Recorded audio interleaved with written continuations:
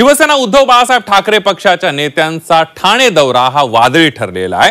आनंद दिघेंच्या पुतळ्याला अभिवादन करण्याच्या ठाकरे नेत्यांनी अभिवादन केलं आणि यावेळेला शिवसेनेचे दोन्ही गट आमने सामने आल्याचं पाहायला मिळालं।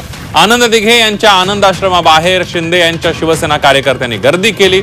शिवसेना उद्धव बाळासाहेब ठाकरे पक्षाच्या नेत्यांनी पुतळ्याला अभिवादन केल्यानंतर शिवसेना शिंदे पक्षाच्या कार्यकर्त्यांनी पुतळ्याला दुग्धाभिषेक घातला।